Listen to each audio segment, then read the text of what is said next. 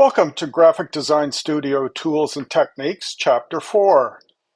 Today we're going to learn how to mount a project for display. Let's get started. We'll use the following tools: T-square, ruler, utility knife, set square, mechanical pencil. We have our artwork that we've pre-trimmed, our paper to mount onto, masking tape, an eraser, and our roller or brayer. And this is the double-sided adhesive that we're going to use to mount the project. To get started, we take our mounting board and we square it up using the T-square.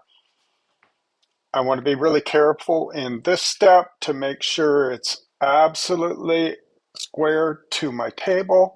I've got the T-square pushed to the edge of the table, and when I've got that board in the right position, I'm going to tape it down using masking tape on each corner because I do not want this to move.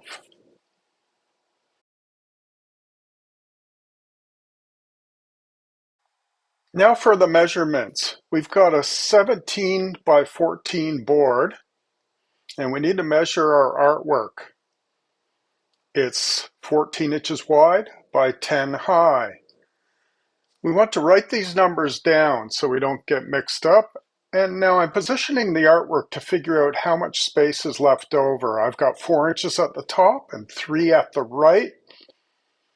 And I want equal borders, top, bottom, left, and right. So that gives me 2 inches at the top, 2 inches at the bottom, 1.5 inches at the right, and 1.5 inches at the left. So now we have to mark our board at those points using crop marks so that we can accurately mount our project. I'll start by finding the absolute center of my board. Now I've got my ruler at a diagonal here, and my measurement is 22 inches corner to corner. I want to make sure I'm on exactly the corners of the board.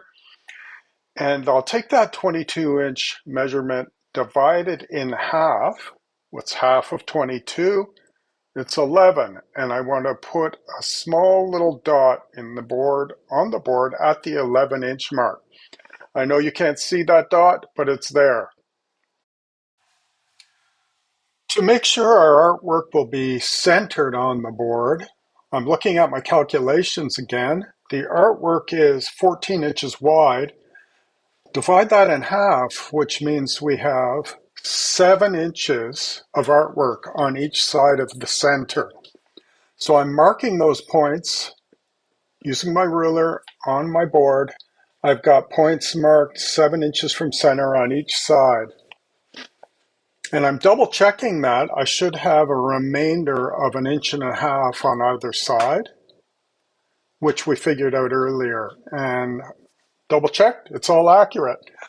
So now we need to draw our guides using the set square. We're going to draw guides to use as crop marks, basically. And I don't need a big heavy line all the way down my board. In fact, I want to keep the lines very faint.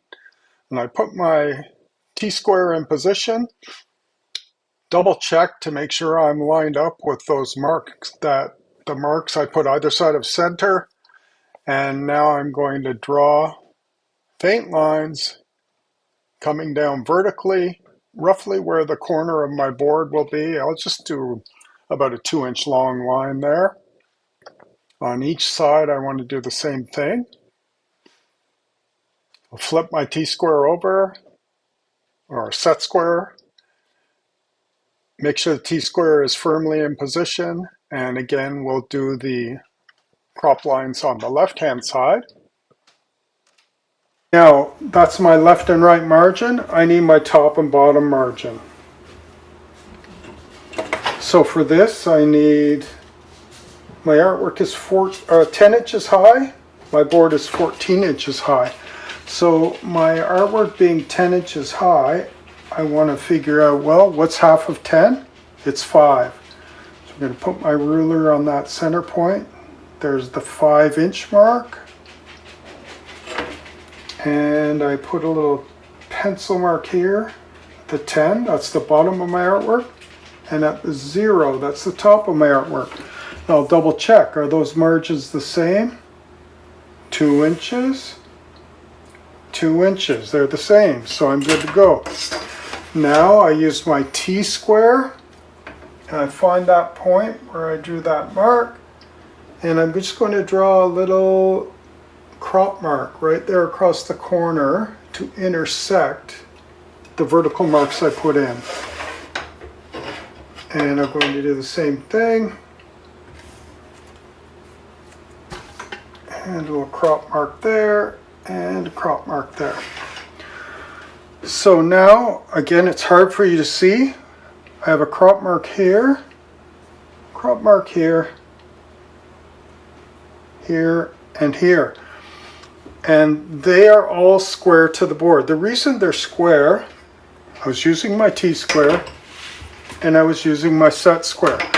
If you do it manually, you can run into trouble. You can have problems with alignment. You can have problems having everything square. And it's just not the way to do it. So please do it this way. Square up the board. Tape it down with masking tape. Use your T-square and use your set square. Now we're ready to adhere our work to the board. For this stage of the project, we can remove the tape off the corners of the board and free it. When removing the tape, take care not to tear your board. The best way to do it is pull away from the corner of the board slowly, like so.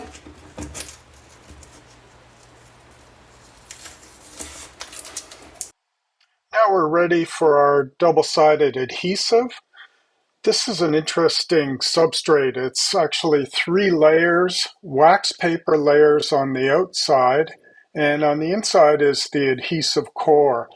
And the way it works is, as we go through the process, we'll be peeling away the outer layers of wax paper, and the only thing that will be remaining is that inner adhesive core, which is very sticky and very thin. A word of caution, try to avoid creasing or storing this in such a way that it can get damaged. You can see this crease on the paper here. It's not necessarily a problem, but it's not a good situation. It could give you a bit of grief. Another thing we used to do was we used to mount the paper on our entire project. So we would have it overhanging the project and mount it on there, and then trim our project with the mounting paper underneath it. That was a nice, clean way to do it, but it was certainly more expensive. We went through a lot more paper that way. And to economize, I'm suggesting that we use less of the adhesive, double-sided adhesive, and create a mounting pattern like this, which will use about 50% less of your materials, and it will work pretty much just as well. So we're going to base our mounting on that pattern. So we start by adhering all the double-sided adhesive to the back of our project board. So let's do that. Now, this part of the process is a little bit tricky because we're peeling away the back of the adhesive, and then we have an entire sheet of sticky stuff that could potentially get glued to your work in an uneven way. So we use a technique called the slip sheet method, where I've only peeled back a small amount of the backing. Roughly have about 1 centimeter peeled back here. And then I'm folding the wax paper backing and exposing the sticky area. So we have sticky all across here, and we have protected all across this area. And the reason for that is now it allows me some freedom to position my adhesive in such a way that it's going to be lined up perfectly, and I don't have to worry about it sticking unevenly. So we find the right spot, and just going to go across, stick it all the way across, lots of pressure there, and now I have my artwork and the wax paper adhered on the top only. Sorry, the adhesive adhered on the top only. Now you'll see that there's a little flap here. This little flap can be pulled away from the adhesive and we can glue the rest on, but we don't want to do it immediately yet. This is where the brayer comes in. The brayer or roller. It's going to work as I'm pulling away the adhesive backing, it's going to allow me to make sure that the adhesive adheres to my work evenly without any bubbles in the center. So I'm going to start to pull this away, and we're going to follow with the roller. And here we go.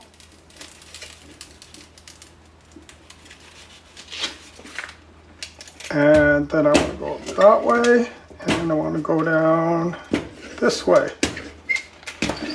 And now I've got that nice and evenly mounted. And if you've done it right, you should see a perfectly smooth surface here. No air bubbles, nothing. It went on super smooth. So that's my first piece of adhesive. Now the next piece is, I'm just going to put one here, and one here. And I'll use the same technique. Again, I've put the adhesive on, peeled away. I've peeled away the top centimeter of the adhesive. And I'm going to position this one right around the middle so it goes right down to the bottom of my artwork without going over the edge. And this one will go off to the side. Again, I want to make sure it doesn't go over the edge.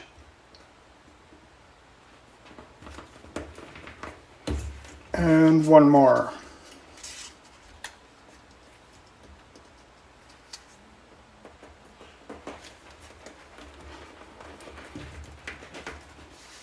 And these are easy to pull away. We don't even really need the roller. I just follow it with my fingers.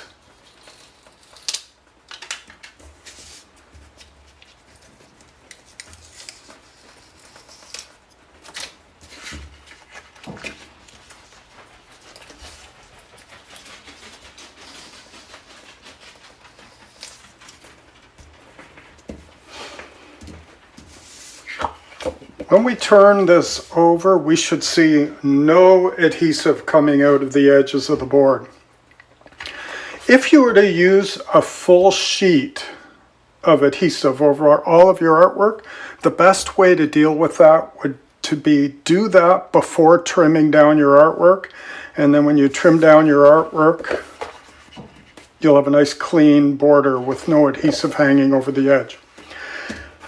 So we're ready for the next step. Again, I have peeled away roughly 1 centimeter across the top. So I'm taking the wax backing off the adhesive. All of this area is very sticky. And then I'm going to give that a nice tight fold here.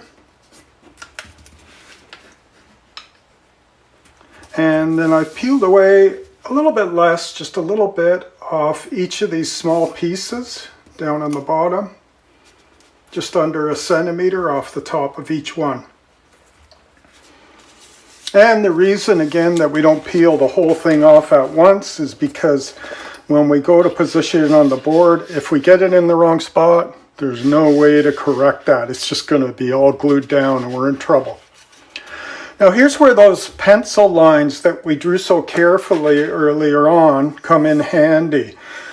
I called them crop marks, but we put horizontal and vertical marks to show the edge or the margin of where we're mounting our work. So we have one straight across the bottom, straight across the top, and actually I just drew them in the corners. That's all we need. And you can't see them probably, but I could see them. And we don't want to make them too dark, because if they're too dark, they're going to show after we mount our project. So now I want to find that corner.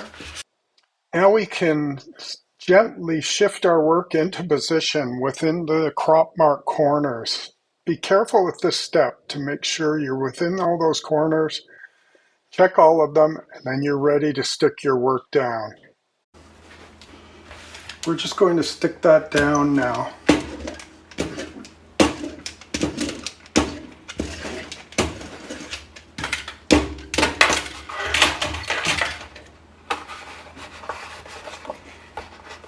So now, again, we have that stuck down, and it's perfectly aligned to my board, fits within my crop marks, and there's the adhesive underneath. So the next step is we're going to peel away this adhesive.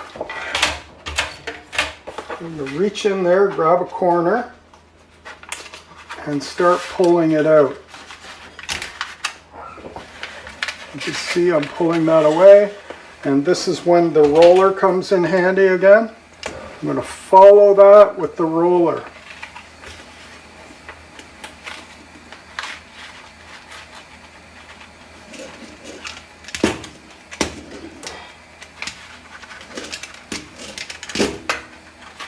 Okay, that's my big piece gone. Now I'm going to work on the second set of pieces across the bottom.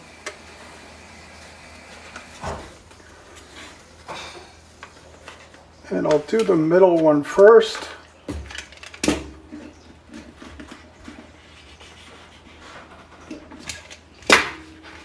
And then the ones on the edges.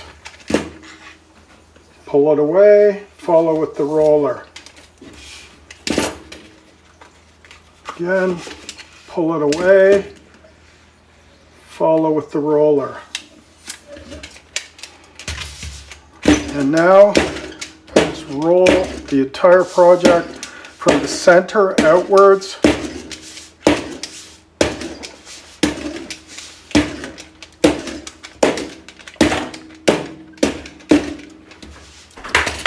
And that's centered on our board. Not only is it centered, it's also straight, horizontally and vertically. At this point, we could start cleaning up those pencil marks. Again, we want our white eraser. White eraser is the way to go, and these are relatively soft erasers, so they will not hurt the paper too much. And I'm just going to gently pull away from the project with the eraser.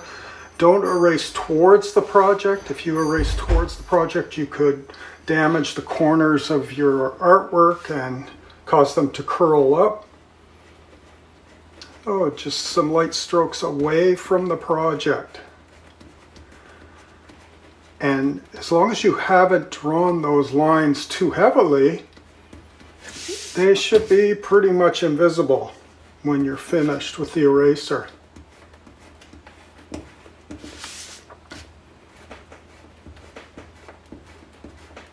We'll finish that up by brushing away the eraser savings. And there you have it. Perfectly mounted. No wrinkles. Not buckling anywhere. And we only used about half of the adhesive that we would have used if we did the entire project surface on the back. In our next chapter, we'll learn how to add a tissue flap to our work and build a folder to store it in. See you then.